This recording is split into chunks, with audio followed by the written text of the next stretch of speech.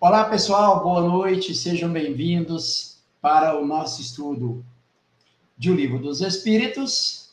Nós ainda estamos na parte primeira das causas primárias, no capítulo 3 da criação. Hoje vamos tratar aqui de duas questões: povoamento da Terra, Adão. Antes de passarmos aqui para o Michel e para o Eric aí, né, saudar a todos aí, aquele pedido de sempre aí, contando com o apoio de vocês, se inscrevendo em nossos canais.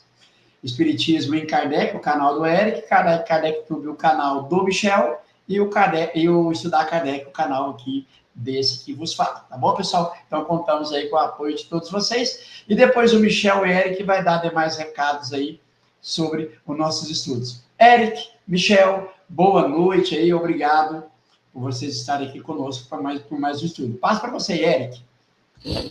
É um prazer estar aqui e com certeza será um excelente estudo. Muito obrigado.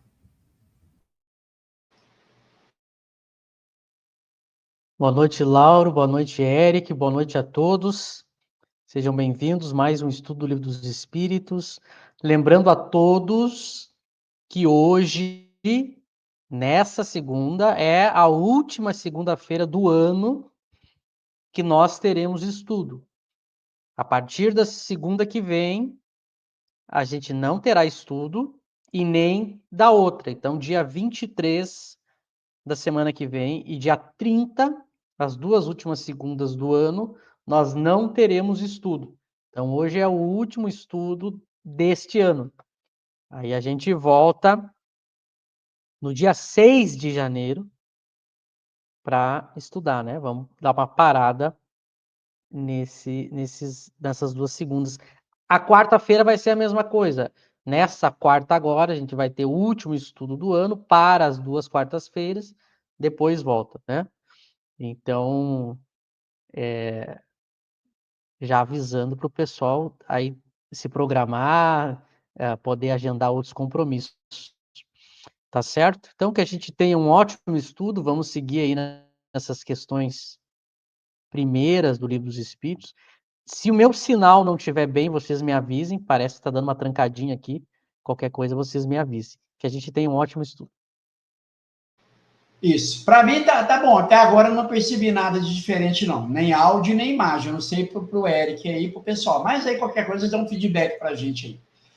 Já posso colocar aqui? Ou vocês querem lembrar algo do estudo passado? Algum tipo de introdução aí, Michel e Eric? Eu acho que eu posso fazer alguma introdução, né?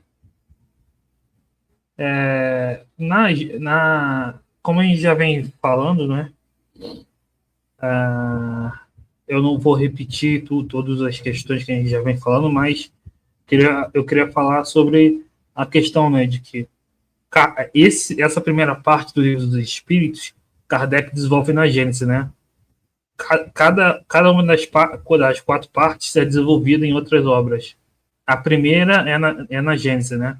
A segunda parte do Livro dos Espíritos é o Livro dos Médiuns. A terceira parte é as leis morais ao Evangelho, né? E a quarta parte das esperanças e consolações é o céu e o inferno. Então, essa primeira parte é a Gênese. E aí ele vai entrar em muitas questões da ciência, né, material, que tem contato com o espiritismo, enfim, como a gente já explicou, né? E a Gênese também, ele vai falar não só da origem da Terra, né, do universo, mas também dos seres vivos e da espécie humana, né? E aí ele vai colocar, né, que a descrição da Gênese bíblica, né, não pode ser levada literalmente, óbvio, porque a ciência, a geologia já comprovou que a Terra não foi criada em 7 dias, que não tem cobra falante, né, que Adão e Eva não foram os primeiros homens. Então ele até coloca a possibilidade de um Adão existir, mas ele trata mais como uma metáfora, né? E aí eu queria colocar um trecho aqui da Gênese, que é da Gênese espiritual da raça adâmica, né? Que eu coloquei aí no chat, o Lauro pode, por favor, colocar na tela, é 1943, eu coloquei, que Kardec fala da raça adâmica como um grupo de espíritos que veio exilados na Terra, né? Não exilados de capela, porque em nenhum momento na obra de Kardec fala de onde veio, né? Isso aí foi invenção do movimento brasileiro, mas foram exilados aqui porque não acompanharam o progresso do mundo, né? E aí deram origem a uma raça em expiação aqui na Terra, né? A gente, né? Que já tinha espíritos mais primitivos aqui, enfim. E o mesmo processo vai acontecer na Terra posteriormente, né? De migração de espíritos. Então ele traz uma interpretação simbólica e metafórica, simbólica, né, da raça adâmica, né? Dessa queda, né? Dessa teoria dos anjos caídos ou da queda, seria uma queda simbólica, mas não uma retrogradação. Porque não há retrogradação, mas só esses espíritos trouxeram a inteligência moral que já tinham desenvolvido, mas para um mundo ainda inferior, para ajudar no progresso, né? Então ele traz ele está o tempo todo trazendo essa interpretação simbólica de muitos trechos da Bíblia, né? E especialmente da Gênese, né? Até do Evangelho ele traz interpretações simbólicas. É só pegar, por exemplo, a tentação de Jesus, por exemplo, no deserto. Kardec fala que é simbólico, né? Porque um espírito puro não poderia ser tentado. Então ele fala que aquilo representa a humanidade, enfim. Então ele vai trazer esse estudo comparado com a Bíblia, né? Mas ele vai trazer em várias questões interpretações simbólicas ou explicações que o espiritismo pode dar nas leis naturais, né? Nada do sobrenatural ou do milagre, né? O espiritismo não trabalha com sobrenatural e com milagre.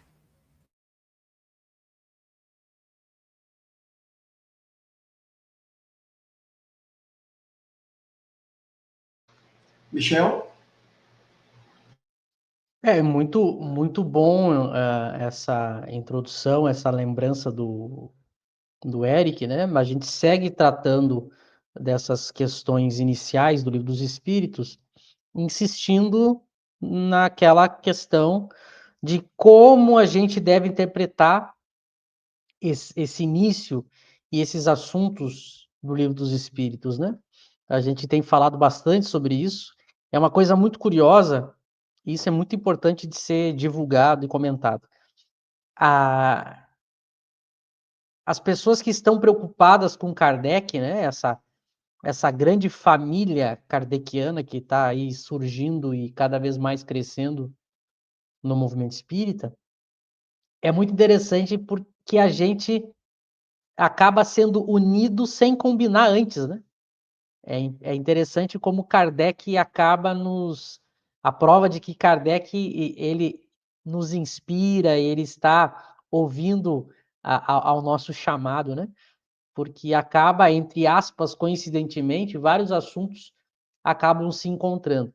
A gente vem há alguns meses aqui insistindo em desfazer certos entendimentos errados que o movimento espírita produziu acerca da interpretação dessas primeiras questões do Livro dos Espíritos.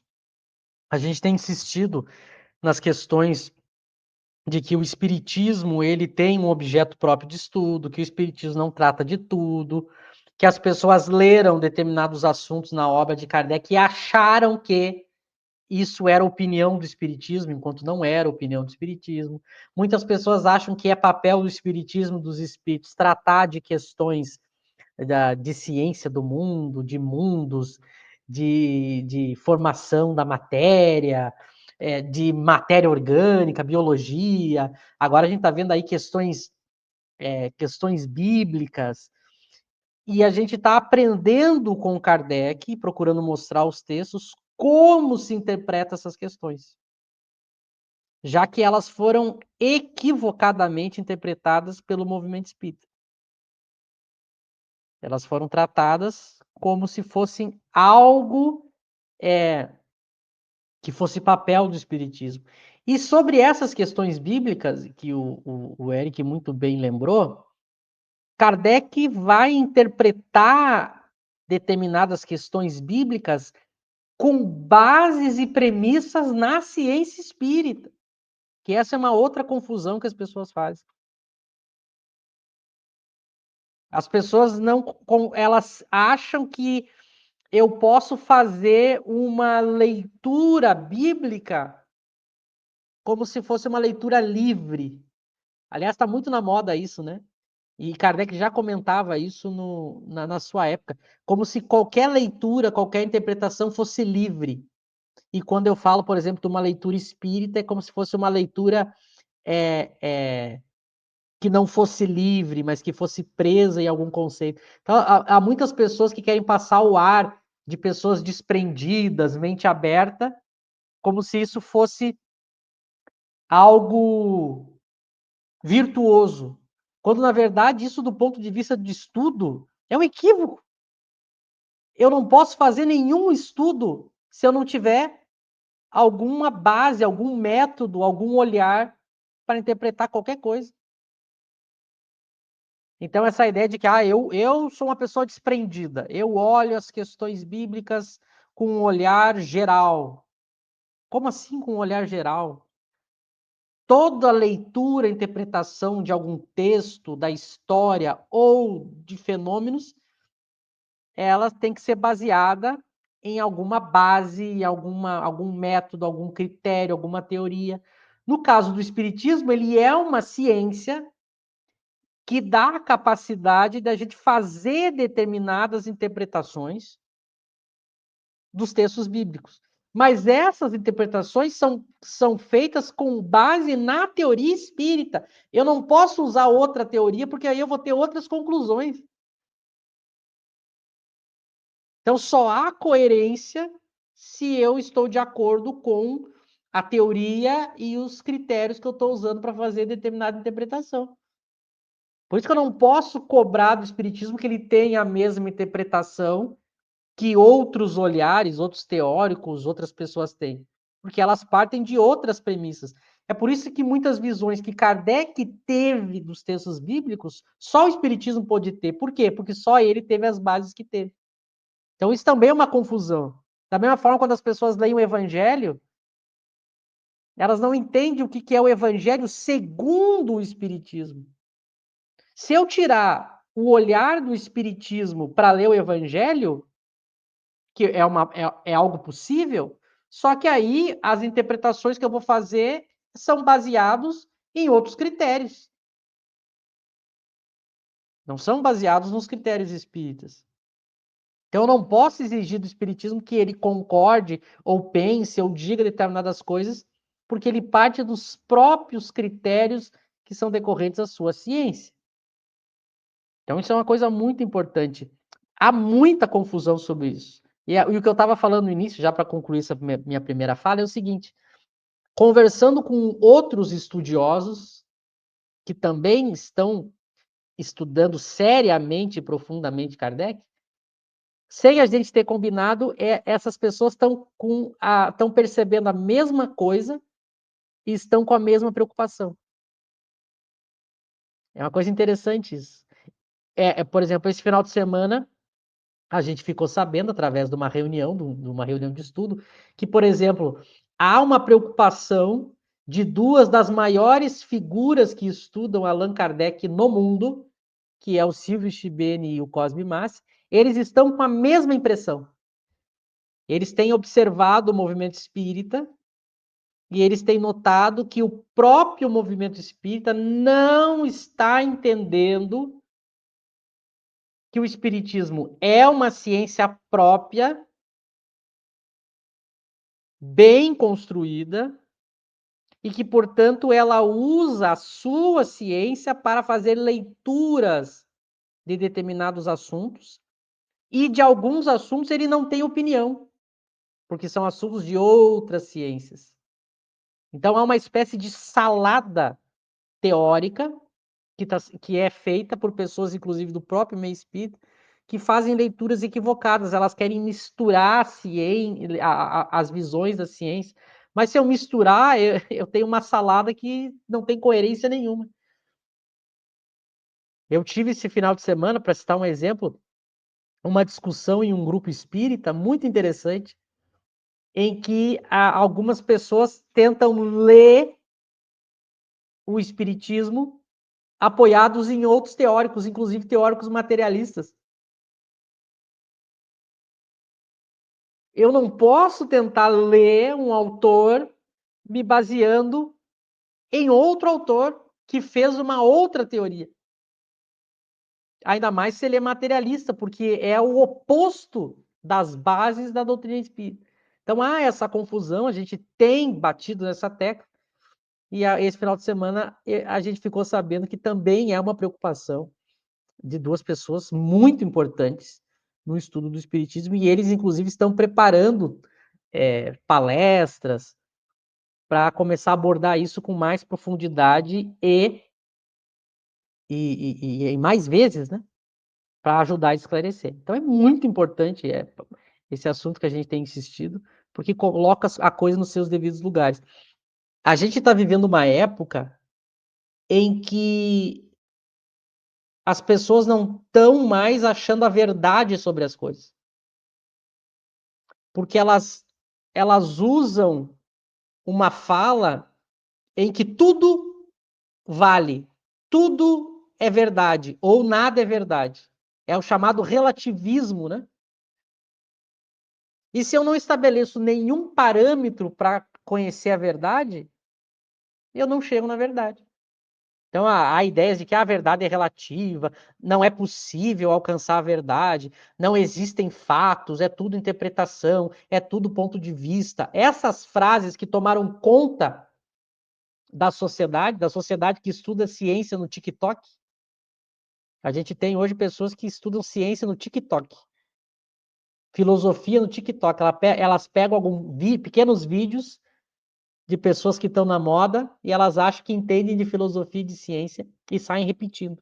Ou então a gente tem no meio científico acadêmico pessoas que colocaram como verdade determinados princípios do conhecimento que elas colocaram como verdade. E, curiosamente, a verdade que elas colocam é dizer que não existe verdade. Olha só que contradição. Então, a gente está vivendo esse período em que a ignorância tenta atrapalhar a descoberta do conhecimento, né? E a gente tem que explicar para as pessoas e desfazer essas mentiras para que as pessoas entendam os textos. Hoje está muito confuso, as pessoas mais confundem do que esclarecem. Então é muito importante a gente se ater a isso. O Eric já trouxe aí, Kardec teve essa preocupação de pegar na Gênese e desenvolver textos. Por que Kardec desenvolve? Para a gente não fazer confusão, ele quer ser entendido. Nas duas últimas segundas-feiras, a gente mostrou textos de Kardec em outras obras falando sobre essa questão da interpretação dessas primeiras questões. A gente mostrou Kardec falando. E hoje a gente vai mostrar de novo. Há um próprio comentário no item 51, que a gente já vai ler, em que ele deixa claro exatamente como que eu interpreto essas questões do assunto de hoje, que é sobre Adão, o povoamento da Terra. Então é muito importante a gente insistir toda segunda-feira, enquanto tiver nesses assuntos, sobre esses pontos, porque as pessoas têm feito confusão. E pior, a confusão que elas fazem, elas colocam como verdade, como conhecimento, e não é. Então é importante também isso. Passo para vocês, se vocês quiserem falar mais, senão a gente já lê as questões. Eu acho... Fica à vontade, fica à vontade. Eu acho bem importante isso que o Michel lembrou, né? Que é o exemplo que a gente sempre dá, né? É o Evangelho segundo o Espiritismo, né? Então, Kardec, ele pega, né, o Espiritismo e usa, né, como uma chave hermenêutica para interpretar a Bíblia, né? Ou ele tem na Revista Espírita ele fazendo isso com outras filosofias, né? Tem na Revista Espírita ele fazendo um estudo comparado com Lao Tse, enfim, ou com o platonismo no Evangelho. Então ele pega e faz esse estudo comparado, né? Mas sempre usando o espiritismo como ponto, né? Como chave de interpretação, né? Hermenêutica quer dizer chave de interpretação. Então o espiritismo é a base, né? Então a partir disso ele vai interpretar, né? Claro que ele faz isso com outras filosofias, mas com outras religiões, né? Mas com a Bíblia tem uma relação mais próxima, né? Porque o espiritismo coloca Jesus como guia e modelo, né? Mas é sempre o Evangelho segundo o Espiritismo, né? Ou seja, ele vai fazer esse estudo comparado com a Bíblia, mas a partir do Espiritismo, a partir da ciência espírita, né? Hoje em dia, como o Michel falou, as pessoas fazem o contrário, elas pegam a Bíblia e colocam acima do Espiritismo e fazem o Espiritismo segundo a Bíblia, né? Ou pegam algum autor materialista, por exemplo, Karl Marx, e colocam acima do Kardec, colocam Espiritismo segundo Marx, né? Então, não seria possível fazer isso, né? O que é possível é o contrário, né? É o espiritismo com a ciência espírita analisar coisas que têm o ponto de contato, o elo, né? Exato, exato. Bom, eu trouxe essa questão aqui, embora a gente não vai tratar dela, viu, Robson? Mas só para lembrar que assuntos relacionados à religião, questões dogmáticas e política, não se tratava na sociedade presente de estudos espíritos, era uma postura de Kardec, e que no movimento espírita ou faça confusão. O fato é que, né, quem quer tratar de política pode ser espírita, pode ser muçulmano, católico, não importa. É para lá, o espiritismo não trata dessas questões. Então, Kardec não era favorável, muito pelo contrário, Kardec combatia esse tipo de ideia. E eu queria lembrar aqui, o Michel e Eric, e pessoal, sobre o que o Michel falou e, claro, o Eric, de uma obra de um companheiro de estudos, um pesquisador, o Carlos Sete, que ele vai, na obra dele chamada Espiritismo sob Investigação, que essa confusão que o Michel trouxe aqui e o Eric já começou lá nos primeiros congressos espíritas pós-Kardec. Só que aí, agora, uma opinião minha, eu penso que com o avanço, né, a tecnologia que nós temos hoje de comunicação, as redes sociais, a internet, tudo, parece que isso potencializou ainda mais.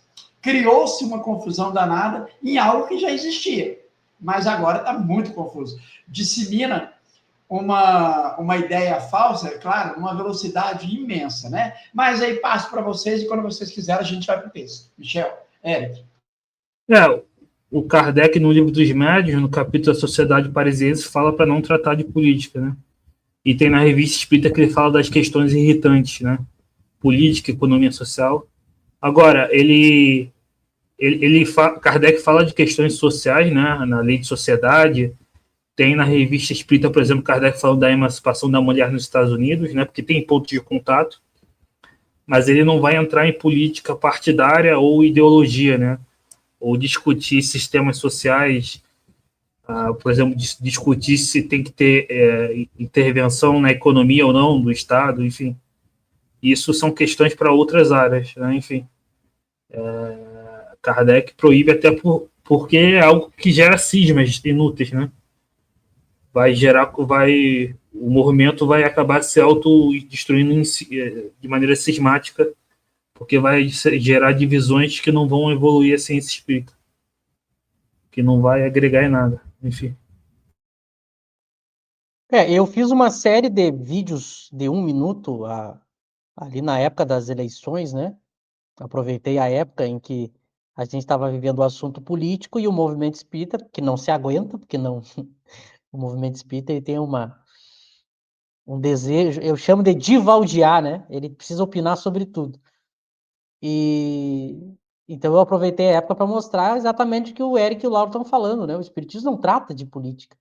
Mas o espírita pode escolher se ele quer ou não se envolver com política, escolher partido, mas ele não escolhe como espírita, né? Porque o conhecimento espírita é uma parte da vida da gente, né? Não é todo o conhecimento da gente. Então, são coisas diferentes. Aliás, há pessoas no movimento espírita que acham que Kardec escolheu não tratar de política. As pessoas não entendem que não é possível, não é uma questão de escolha. Não é possível o espiritismo tratar de política por uma razão muito simples. O espiritismo trata de uma filosofia moral. E filosofia moral não tem como ela abranger a questão política. Não tem como, veja, não é uma escolha, é uma questão de princípio filosófico. A moral trata de uma coisa e a política trata de outra. Agora, claro, eu posso analisar vários eventos semelhantes, ou do ponto de vista político, ou do ponto de vista moral. Eu posso pegar o mesmo evento e tratar do ponto de vista político ou do ponto de vista moral. Do mesmo evento, do mesmo fato. O que Kardec faz é analisar fatos do ponto de vista moral. As pessoas leem Kardec falando sobre determinados assuntos em suas obras e elas não entendem que não é do ponto de vista político, é do ponto de vista moral. É a mesma coisa, é a mesmíssima coisa que o movimento espírita fez no século XX com relação à religião. O espírita que não lê direito Kardec abriu o evangelho, não tem o evangelho, não está falando de prece, não está falando de Deus, não está falando de Jesus, então é religião. Olha a lógica que as pessoas fizeram no movimento espírita no século XX. Falou de Jesus, Deus, prece, é religião. Agora é a mesma coisa, só que agora, em vez de religião, o que está na moda é a política. As pessoas olham Kardec falar de determinadas questões da sociedade, as pessoas acham, olha, ele está falando de questões sociais, então é política. Só que são questões sociais do ponto de vista moral. E a moral eu não voto. Tem duas coisas que a gente não vota: a moral e a verdade. A gente não pode votar o bem e o mal e nem a verdade e a mentira. Vamos votar aqui? Vamos votar aqui se a gravidade existe? Então vamos votar aqui. Quem vota que sim, quem vota que não. A gente vota a verdade? A gente não vota. Ciência não se vota. É a mesma coisa moral. A gente não vota moral. A gente vota na política. E a política eu posso ter mais de um caminho. A verdade não tem. O bem e o mal não tem. O bem é o bem e o mal é mal. Então são assuntos diferentes. São ordens diferentes. Que as pessoas não entendem. O movimento espírita não, há pessoas no movimento espírita que não entendem, né? Porque elas insistem em colocar questões políticas atribuindo a. Vou dar é que nem o exemplo da questão da igualdade, né? Kardec fala da igualdade do ponto de vista moral. Agora, a igualdade do ponto de vista político é uma outra discussão. Há vários meios, caminhos, votação. Então, eu posso ter o mesmo objetivo, mas a moral tem um meio e a política nem outro. É a confusão de ordem, né? E eu não. Por exemplo, o espírito imperfeito precisa dos dois. Claro que eu preciso da política, eu não posso ficar só com a moral no estágio de espírito imperfeito. Imagina se a gente acabasse com as leis e ficasse só com a moral. Imagina que eu dissesse assim: não matarás. Quando eu digo do ponto de vista moral, significa que depende da vontade. Só que aí eu digo o seguinte: não matarás, confiando que a pessoa não vai querer matar. Mas ela pode desobedecer por sua vontade esse mandamento. Então eu tenho que ter leis que atinjam aquele que não obedece à moral. Se a gente tivesse só a lei moral, o mundo seria um caos. Imagina a gente acabar com as leis. Agora, claro, nos mundos superiores, não precisa mais de leis, de livros, de guarda, de polícia, de sistema judiciário, porque aí só a moral basta. Mas são coisas diferentes. São coisas diferentes, né? Então, isso é muito importante, que a gente não confunda. E vamos ler, já deu a meia hora, a gente agora, vamos ler, eu vou ler a questão 50. Então, o novo assunto, né? Povoamento da Terra, Adão. 50. A espécie humana começou por um único homem? Não. Aquele a quem chamais Adão não foi o primeiro, nem o único a povoar a Terra. Então, olha que interessante. Kardec querendo saber como é que começou a humanidade. Foi por um único homem? Como a gente vai ler na Bíblia, lá na Gênesis. Né? Teve Adão, o primeiro homem. E aí os espíritos dizem, não. Então não foi só por Adão. Não foi o primeiro e nem o único. Aí a gente poderia começar a pensar aqui 1000 interpretações, né? Vamos imitar o estudo do Livro dos Espíritos feito nas casas espíritas. O pessoal nessa hora o pessoal fecha o livro e começa a viajar, né? Viajar. E aí cada um acha uma coisa, aí discute, e aí não sei o quê. Mas não seguem lendo a obra. Se a gente ler um pouquinho mais, Kardec ele vai esclarecer como que eu tenho que interpretar o que os espíritos estão dizendo sobre essa questão. Eu vou ler a 51 e passo para vocês, tá? Para a gente pegar ela como um todo. Poderemos saber em que época viveu Adão? Porque na pergunta anterior ele disse, não foi o primeiro nem o único, né? Olha o que a resposta diz. Mais ou menos na Quiliacinais, cerca de 4.000 anos antes de Cristo. Eu poderia ler essa questão e pensar, bom, então Adão era um homem que viveu 4.000 anos antes de Cristo. Mas aí vem Kardec para mostrar, olhem o que ele vai dizer sobre as questões. O homem cuja tradição se conservou sob o nome de Adão foi dos que sobreviveram em certa região a alguns dos grandes cataclismos que revolveram em diversas épocas a superfície do globo. E se constituiu tronco de uma das raças que atualmente o povoam. As leis da natureza se opõem a que os progressos da humanidade, comprovados muito tempo antes do Cristo, se tenham realizado em alguns séculos, como haveria sucedido se o homem não existisse na Terra, senão a partir da época indicada para a existência de Adão. Olhem agora a última frase. Muitos, com mais razão, consideram Adão um mito ou uma alegoria que personifica as primeiras idades do mundo. Então, há 2 pontos nesse comentário de Kardec. Primeiro, Kardec mostra que a humanidade não pode ter começado alguns séculos antes do Cristo. Por quê? Porque matematicamente é impossível a Terra ter progredido em civilização em tão pouco tempo. Então ela tem que ser anterior, muito mais anterior. Então ele está usando a lógica, a razão, se apoiando em leis naturais.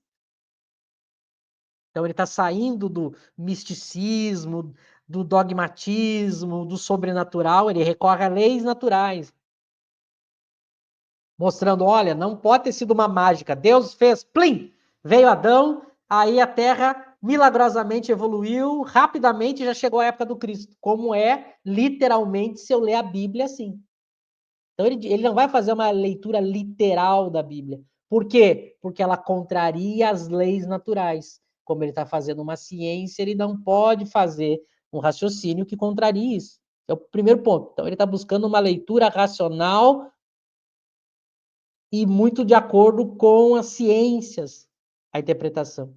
E ele já está deixando claro, não adianta você ler a Bíblia ao pé da letra, porque você vai ter contradições com as leis naturais. Percebam que ele está usando um parâmetro às leis naturais, às ciências. Se eu tirar esse óculos, esses parâmetros, esse critério, eu faço uma leitura qualquer da Bíblia, inclusive literal. E o segundo ponto mais importante, a gente é levado a crer, lendo as questões, que Adão foi um homem. Mas Kardec, olha como é que ele interpreta o que os espíritos estão dizendo. Olha, alguns espíritos vão dizer que era um homem, mas com mais razão. Então é mais lógico pensar que ele seja uma alegoria, que representa um povo, uma idade da Terra, uma época. Então vejam, se eu pegasse só a questão 50 e 51 e não lesse o comentário de Kardec, eu ia concluir, bom, o Espiritismo diz que Adão foi um homem. Mas não é, vejam, se o comentário de Kardec deixa claro, é mais racional eu pensar que é uma alegoria. Então, ele não fecha a questão porque eu não tenho elementos para fechar a questão. Não tenho elementos para fechar a questão. Mas ele usa a questão racional para dizer, olha, é mais provável, mais correto, mais razoável eu pensar que seja algo que representa um povo. Então, notem como que eu interpreto a fala dos espíritos sobre essas questões históricas. A gente viu antes astronomia, biologia, agora nós estamos vendo questões históricas e questões bíblicas. Olha como é que eu tenho que interpretar, usando parâmetros naturais e a lógica. Então, esse é o detalhe de como se lê a obra de Kardec, se a gente presta atenção no que Kardec está falando. Passo para vocês.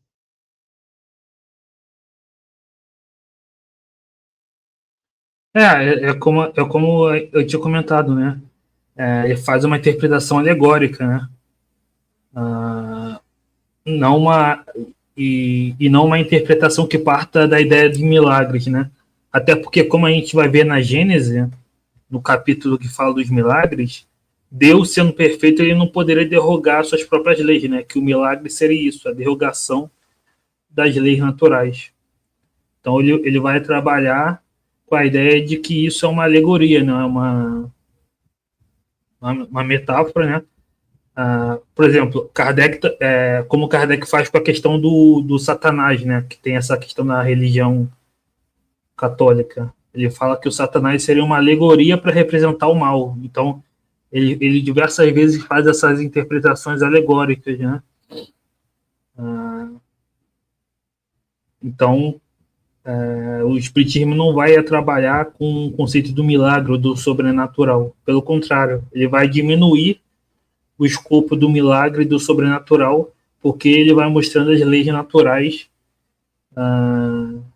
que explicam a realidade, e isso vai limitando o campo do sobrenatural, né? Então, a interpretação, principalmente da obra Gênesis, né, que é uma obra que da Bíblia, né, a Gênese da Bíblia, fala que é uma obra que trata da origem do mundo. Ele vai tratar, por exemplo, na obra Gênesis, ele vai dizer que os 7 dias, né, são períodos, né, não são, obviamente, dias literais. Então, ele vai fazer isso com uma série de questões, né. A questão da...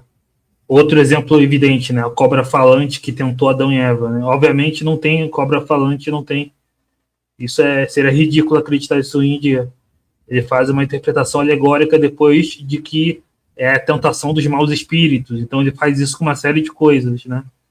E aí ele vai fazer da mesma forma, né? Enfim, lembrando que a gente faz esse estudo aqui para instigar, né?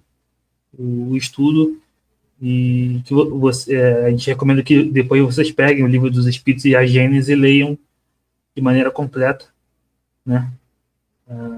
Porque o objetivo aqui é justamente instigar o estudo, né? Provocar o estudo completo.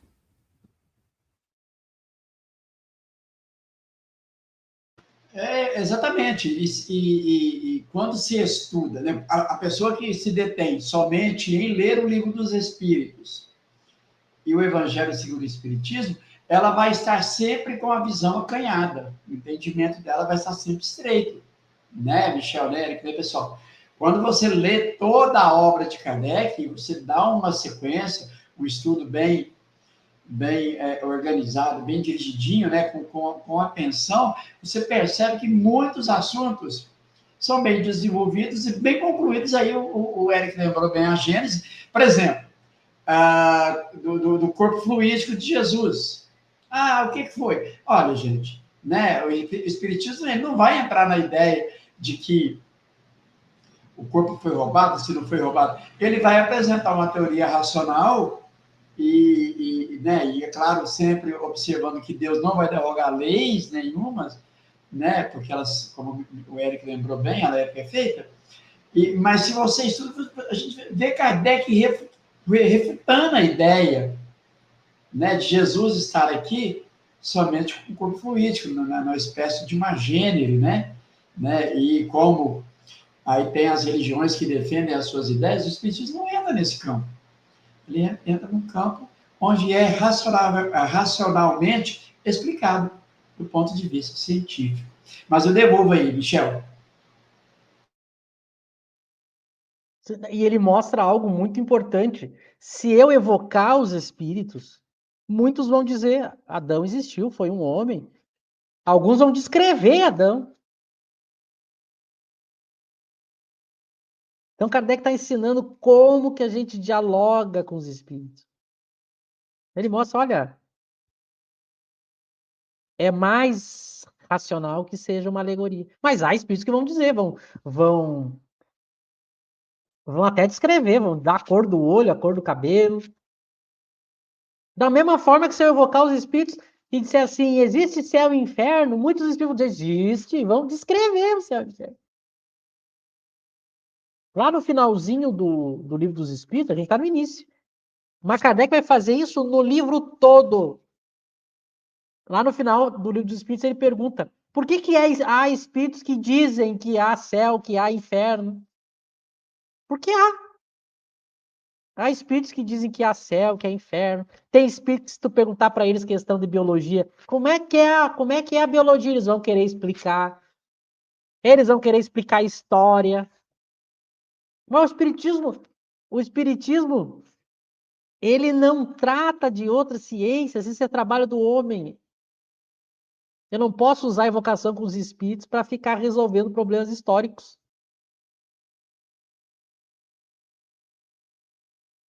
Então, é como se então, qualquer pergunta que eu faça que fuja do tema do espiritismo, eu só vou ter o quê? Opiniões e sistemas. Somente opiniões e sistemas. Mas quer dizer, veja, é verdade ou mentira? A gente não sabe. Por quê? Porque a gente não tem os meios de averiguar. Por isso que o Kardec é muito sábio, tu não pode tomar partido. Porque tu não tem os meios de averiguar a verdade da informação. Então tu não pode tomar lado. Então tu tem que usar o quê? O raciocínio, critérios científicos para não entrar em contradição, a probabilidade mais lógica. E se eu não consigo sair disso, eu abandono essas questões. Que foi exatamente o que Kardec fez. Ele fez várias questões sobre tudo para os espíritos. E percebeu aquilo que não era possível tirar dali verdades. Apenas hipóteses que eu não tenho como averiguar. Por isso que eu digo que é uma confusão do meio espírita. Mas o espírito disse. Mas sim, mas ele disse porque os espíritos dizem as coisas como nós dizemos. Mas eu não uso a opinião do espírito como critério, eu uso a ciência como critério. E o que diz a ciência espírita? Não adianta você perguntar isso. Porque o espírito pode dizer e você. Como é que você vai averiguar? Como é que você vai averiguar se aquela informação é verdadeira? Sabe qual é a conclusão que Kardec vai mostrar depois? Ele diz isso lá no Evangelho. O ensinamento do Espiritismo é exclusivamente moral. Exclusivamente moral. Ele diz taxativamente. Por quê? Porque os outros conhecimentos não é da competência do Espiritismo. Porque ele não tem os meios de averiguar. Então, todo conhecimento que ele se propõe é um estudo moral. Só que, curiosamente, esse é o mais útil, o mais importante para o espírito avançar na escala espírita e se tornar espírito superior. Porque alguém poderia dizer, mas só moral? é a moral espírita. Porque ela conseguiu construir bases para a sua moral. A religião tem a sua moral, mas por que a religião tem dificuldades em implementar a moral no mundo? Porque as bases da religião o ser humano não aceita. Eu digo assim, olha, você tem que praticar o bem, porque senão você vai para o inferno. Veja, eu estou dizendo para você praticar o bem, é um preceito moral. Mas a base, a premissa é que se você não praticar, você vai para o inferno. As pessoas não levam isso a sério, em linhas gerais. Tanto é que não mudou a humanidade. Agora, quando o Espiritismo diz você tem que praticar o bem, por quê? Conversa com quem não praticou o bem através da evocação e vê como é que ele está. Olha, agora eu apresentei um fato para justificar a prática da moral. Conversa com o seu parente desencarnado, aquele parente que era cheio de vícios morais, para ver como é que ele está, o que ele tem para dizer. Então, os fatos espíritas, através da evocação, justificam a prática da moral. Por isso que tem mais força. Mas, ao mesmo tempo, ela não prejudica a religião. Porque agora eu ajudo a religião com mais elementos científicos, a justificar a prática da moral. Eu não preciso usar o inferno. Eu posso interpretar o inferno como um estado espiritual temporário de sofrimento moral do espírito após a morte. Ele vive um inferno moral porque ele praticou o mal. Por isso ele não deve praticar o mal. Então eu torno mais racional e não preciso jogar fora a religião. Mas eu faço uma leitura. Vejam, ele não jogou fora a ideia de Adão. Eu não preciso negar a religião para aceitar a ciência. Ele só disse, é mais racional, com mais razão, pensar que Adão representa uma idade, um povo. Percebe? Essa é a genialidade de Kardec. Isso que é muito importante da gente entender. Passo para vocês. Exatamente, exatamente. E é isso, ele vai dar uma interpretação simbólica, figurada, né? Como ele faz com o diabo, que é representação do mal, né? Ou com o Eduardo falou aqui da questão da serpente, né? A interpretação simbólica não vai, obviamente, interpretar literalmente essas coisas, né? Ou vai pegar o dogma, né? E vai dar uma interpretação a partir do espiritismo, né? Como ele faz com os anjos, né? Ele vai dizer, não, o anjo ele não é um ser que já foi criado puro, porque isso seria injusto. O anjo é um ser é um espírito que foi criado simples e ignorante, mas que chegou ao estado de espírito puro pelo mérito, né?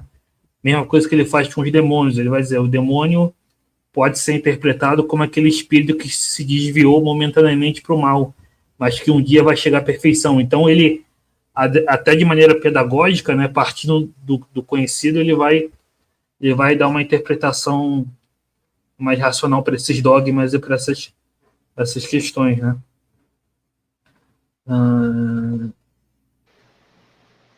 Eric, e passa por essa pergunta que está aqui, porque ela acho que ela merece ter uma certa atenção. Então, a figura do diabo é uma hipótese de sua inexistência no Espiritismo? Eu acho que essa pergunta merece uma certa atenção. Até olhando a pergunta que ele fez ali embaixo, né? Sobre... Aí, Kardec fala disso no capítulo do Livro dos Médiuns sobre o sistema. A hipótese dos sistemas, né? Havia pessoas que acreditavam que só espíritos bons se comunicavam, outras acreditavam que era só demônios, né? Aí Kardec fala, como é que você pega uma comunicação de Santo Agostinho lá com aquela perfeição moral e filosófica que fala que o demônio poderia... Então o demônio tá direcionando as pessoas para Deus, né? Então o demônio está jogando contra ele mesmo, né?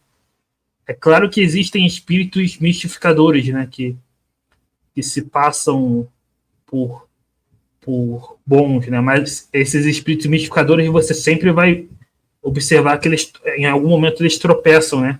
Agora, você vai analisar as comunicações de Santo Agostinho, por exemplo, na obra de Kardec, é perfeito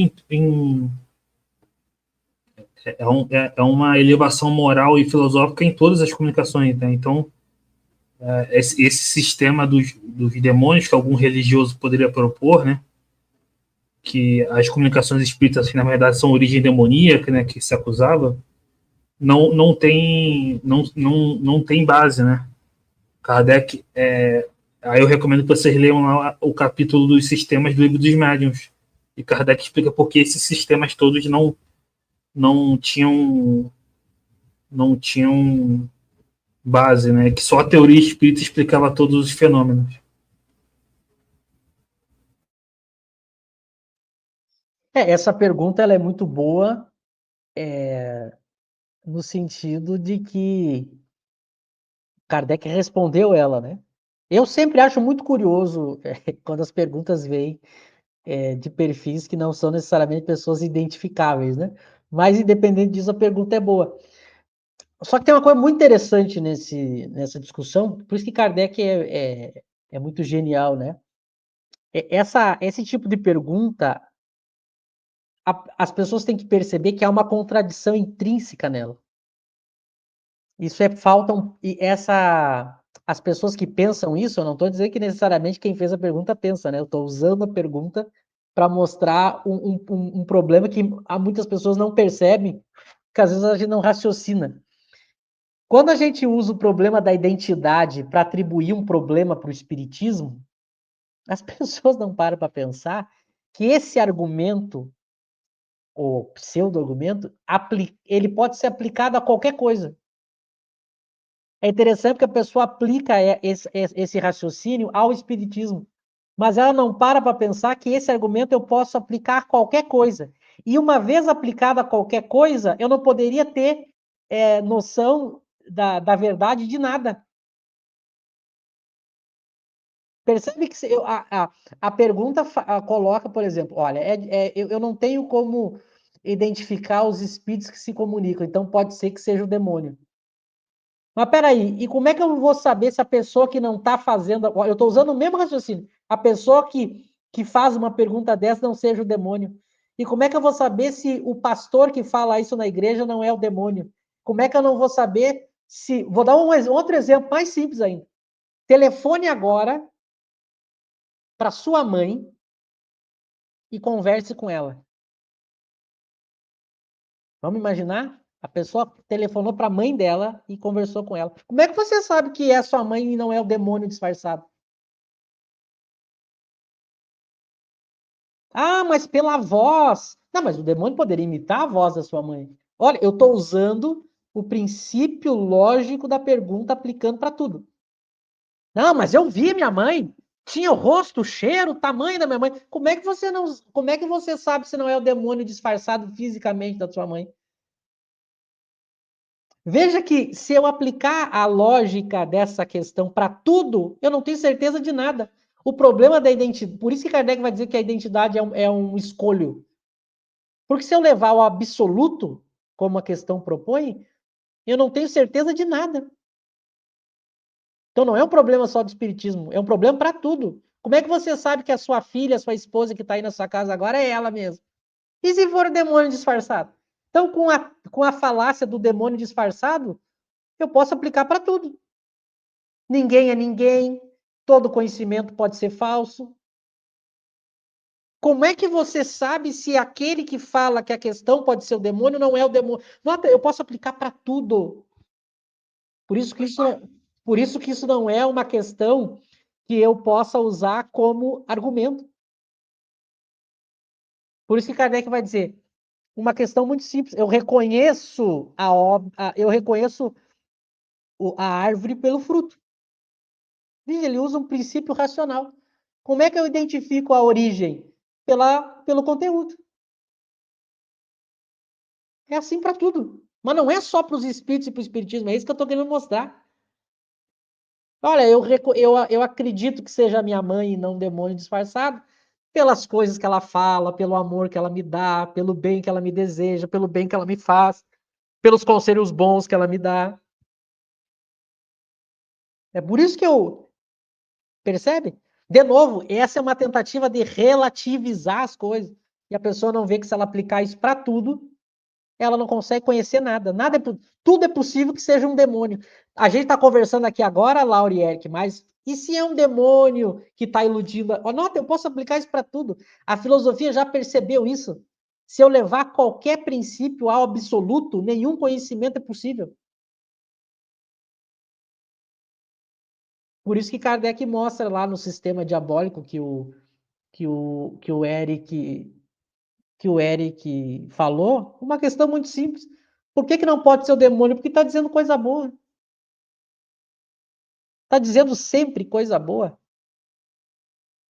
Ah, mas o demônio pode dizer coisa boa para enganar? Bom, sim, pode. É possível que alguém minta. Ué, mas só porque é possível que alguém minta, é impossível descobrir a verdade? É impossível existir o bem? Veja, não faz nenhum sentido. Então falta um pouquinho de aprofundamento filosófico para as pessoas. Porque elas colocam como se fosse um problema do espiritismo, isso é um problema para o conhecimento. Isso é um problema para o conhecimento, não é só para o espiritismo. Se eu levar ao absoluto essa ideia do demônio. Então eu não faço conhecimento assim. Isso eu digo, é filosofia de botequim. A gente está vivendo uma época que as pessoas são filósofas de botequim. Elas pegam umas frasezinhas de efeito que parece que tem lógica e como se fosse um problema para a filosofia. Mas é ela que não entendeu que a fala dela é contraditória. É a mesma coisa. Esse final de semana, eu falei para vocês, né, na discussão de um grupo que eu participei, um determinado sujeito no grupo falou assim: não existe fato, tudo é uma interpretação. Aí eu perguntei para ele: essa frase é um fato?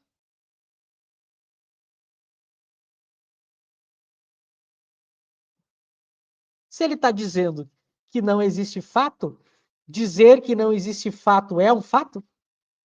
A pessoa cai em contradição É performativa, né? contradição, exatamente. Então isso é bobagem. Eu não uso esse tipo de falácia para construir teoria. E as pessoas acham, olha que bonito esse argumento filosófico, o fulano é muito inteligente. Ele não é. Isso é bobagem. E as pessoas estão usando isso para discutir ciência, filosofia e espiritismo. Como se a verdade não fosse possível. Ou tem um filósofo chamado o Sponville, né? Que inclusive é materialista, mas ele tem uma fala genial que ele diz assim: se você acha que a verdade é relativa e ela não é possível, não existe argumento melhor do que um filho morto para colocar isso por terra. É duro, né? É forte. Quem acha que a verdade é relativa, não existe a verdade, não existe fato. Ele diz assim: diga isso para uma mãe que perdeu seu filho, se não existe um fato. E eu uso um argumento mais debochado. Eu digo assim: a pessoa que diz que não existe verdade, que não existe fatos, eu quero que ela chegue amanhã no banco, vai até o seu banco, a sua agência bancária, que não existe fato, né? Chega lá no banco e diz assim: eu sou o Elon Musk e eu vim sacar alguns milhões de dólares para levar para casa. Porque se a pessoa realmente acredita que não existe verdade e não existe fato, ela tem que fazer isso. Que aí o cara do banco vai dizer assim: mas você tá louco, né? Não, não, não, não tô louco. Não existe fato. Se não existe fato e tudo é uma interpretação, eu estou interpretando que eu sou o Elon Musk, eu quero o dinheiro dele. Mas a pessoa só faz isso discutindo espiritismo na casa espírita, né? É porque ela sabe que o que ela está falando é bobagem. Daí na casa espírita ela brinca de ser filósofo. Porque se ela realmente acreditasse nisso, eu estou dando um exemplo aqui. É um fato. Você vai me dizer que é um fato que eu não sou o Elon Musk? Não existe fato. É uma interpretação sua. Eu sou sim, quero o dinheiro dele. É aquela brincadeira. A minha avó que dizia: quem é louco come dinheiro, né? Se não está comendo dinheiro, não é louco. Então tem muita gente que na casa espírita pinta e borda com filosofia de botequim, mas não faz isso no seu emprego, para o seu chefe. Não constrói a sua casa relativizando a engenharia, né? O espiritismo é tudo relativo, cada um tem a sua verdade. Então pega agora, vai na sua casa e tira o pilar lá que sustenta a casa, porque a verdade é relativa. É relativo, não precisa do pilar, tira o pilar. Mas a pessoa não tira. A verdade é relativa, mas a pessoa não come veneno. Então é uma bobagem e as pessoas estão levando isso como científico, como filosófico. essas frases de TikTok. E a gente tem que acordar para isso. É que nem a gente diz, né? Nós somos pessoas adultas, racionais. A gente tem que discutir sério, ler os grandes autores. Agora, ficar discutindo frasezinha que não fazem. Que a gente está mostrando aqui como isso é coisa de. É papo de gente irracional. Então é muito importante a gente acordar para isso, para discutir seriamente. É que nem um exemplo, né? Ah, mas será que os espíritos não são demônios? Eu já dei um exemplo. Será que a sua mãe, o seu parente, todo mundo aqui não é um demônio? Se eu for usar essa lógica, bom, então eu não posso saber nada. E tem Passo para vocês que eu falei tem muito. um outro ponto que Kardec argumenta, eu não sei se o CIEG, FREG, GT aí, ele provavelmente deve ser católico, evangélico, né? O argumento que Kardec usa, primeiro, na própria Bíblia tem a comunicação de Saul, Samuel, né? Então, mas assim, a gente não usa argumento bíblico, né? Mas Kardec argumenta com base nos atributos de Deus que Deus seria injusto se ele só permitisse que o espírito do mal se comunicasse, né? Por que Deus só permitiria que o espírito do mal se comunicasse e não os bons, né? Deus estaria sendo injusto. Por que Deus permitiria que alguém se passasse pela sua mãe? Deus seria injusto, né? Se ele permitisse isso e não desse um contraponto, né? Se ele só permitisse a manifestação da mentira e não da verdade. Então, partindo dos próprios atributos de Deus, lembrando que Kardec usa os atributos de Deus como meio de avaliar as doutrinas, essa doutrina que diz que só o diabo se comunica seria injusta, né?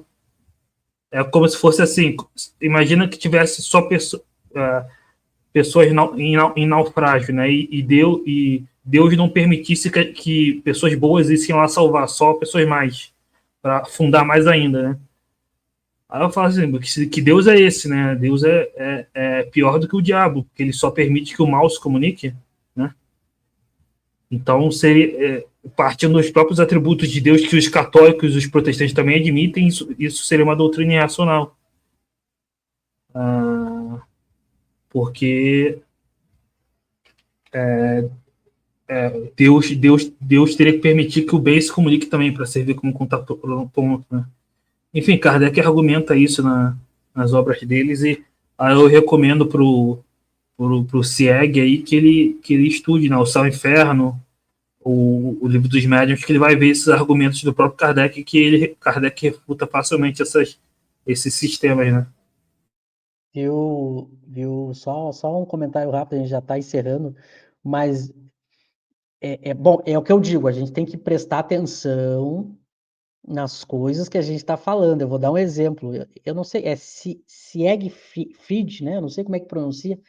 Olha bem a frase que você falou. Eu penso que nem sempre a lógica tem contato com a realidade. Eu penso que nem sempre a lógica. Presta atenção na própria frase contraditória que ele está dizendo. Ele está usando a lógica para dizer que a lógica tem problema. Eu digo, é um problema de contradição. Eu uso a lógica para dizer que a lógica tem problema. Veja, é um círculo vicioso. Isso que eu digo, a gente tem que se desprender dessas ideias, porque se eu digo que a lógica não vale, eu estou cometendo uma contradição, porque eu estou usando a própria lógica para dizer isso. É como Descartes, né? Penso, logo existo, porque eu tenho como provar o pensamento sem ser usando outros pensamentos? A pessoa, isso que eu digo, né? Eu falei uns 10 minutos e a gente tem que pensar, porque a gente fica usando frases sem raciocinar, né? É uma contradição. Quando há contradição, não é possível diálogo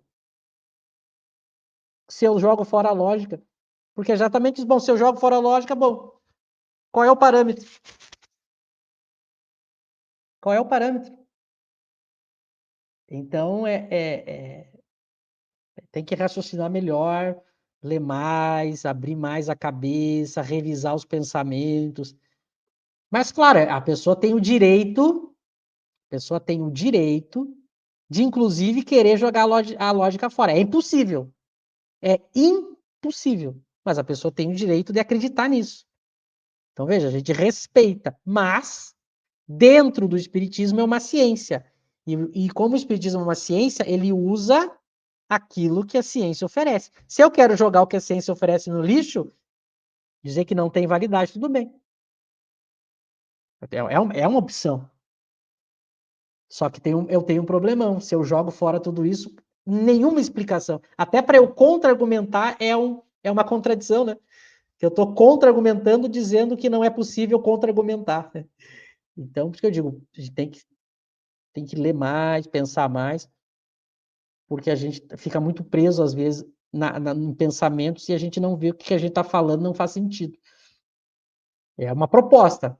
A gente não, a pessoa que vem até aqui, ela está se propondo a nos ouvir. A gente está dando reflexões para as pessoas pensarem. Claro que aceita quem quiser. Isso é do livre-arbítrio. Mas eu diria que são questões bem graves quando eu tento jogar fora algo que é impossível. É como se eu dissesse assim, eu não vou mais pensar. Tudo bem, você pode dizer isso, mas não vai conseguir. A lógica... Percebe? Então... Bom, na minha parte é isso. A gente extrapolou o tempo. E eu quero agradecer ao Lauro, ao Eric. Quero agradecer a todos que participaram, inclusive essas questões. Acho que elas são importantes para a gente refletir junto, para a gente acordar para certas coisas que aí até me assusta um pouco o nível que a sociedade ainda está no pensamento para certas coisas. Então é importante a gente falar, que a gente tenha, acima de tudo, uma ótima semana e siga aí. Quero desejar a todos um excelente final de ano, seja onde essa pessoa estiver, com quem estiver. Se você, por acaso, estiver sozinho, seja feliz do mesmo jeito, mesmo com problemas, com dificuldades. A gente tem Deus, tem os bons espíritos, que a gente tenha um ótimo final de ano, que a gente se proponha a ser feliz, a mudar, a estudar, a fazer amigos, a ter novos conhecimentos, a continuar junto, que isso é o que dá o sabor para a vida, né? Desejo, então, a todos um bom final de ano. Em 2025, daqui a pouquinho a gente está reunido, a gente segue estudando Kardec aí entre amigos queridos. Uma boa noite a todos.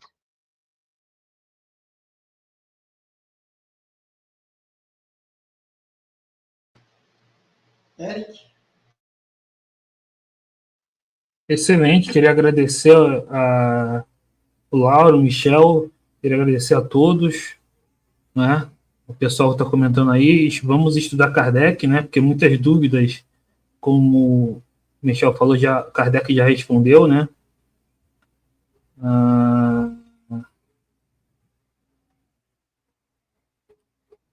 Em relação à pergunta do Robson, esse termo desobsessão não estava na obra de Kardec, né? Eu prefiro usar os termos kardecianos.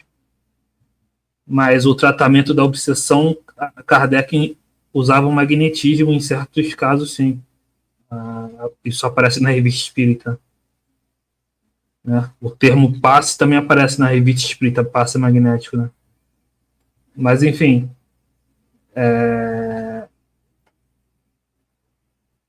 Então, esse é o último estudo desse ano da segunda-feira, né? A gente ainda vai ter o estudo de quarta. Então, eu queria agradecer a todos, falar Feliz Natal, Ano Novo, né? E vamos estudar Kardec. Muito obrigado.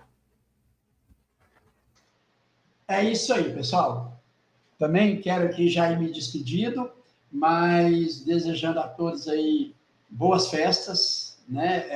Aqui no canal Estudar Kardec é o último estudo do ano e retomamos o estudo a partir do dia 6 de janeiro de 2025, claro, né, com o estudo do livro dos Espíritos e os demais estudos que nós desenvolvemos aqui no canal.